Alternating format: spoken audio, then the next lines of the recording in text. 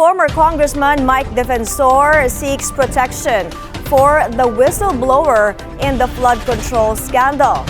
Nasa linya si John Rees para sa detalye.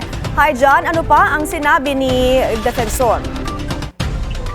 May iginiit ni dating kongresista o ni dating congressman Mike Defensor ang kredibilidad ng testimonya ng 18 na dating ex-Marines kasabay ng panawagang ilagay sa protective custody ang whistleblower na si Orly Guteza.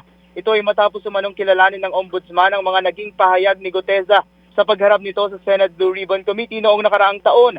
Kabilang din umano sa kinilala ang testimonya ng dalawa sa 18 ex-Marines na sina Christopher Esquivel at Gil Navidad Jr. Batay sa dokumentong hawak ni Defensor kaugnay sa kasong umano'y isasampa ng ombudsman laban kina dating House Speaker Martin Romualdez at Zaldico dahil sa manumalyang flood control projects, nakapaloob dito ang testimonya ni Guteza at ng dalawang ex-Marines hinggil sa umano'y pagpapadala ng basura o mali-maleta umanong pera sa address na may kinalaman kay Romualdez. Kasabay nito, inilabas din ni Defensor ang umano'y pag-uusap ni whistleblower Orly Guteza at ng asawa nito matapos ang unang pagharap niya sa pagdinig ng Senate Blue Ribbon Committee.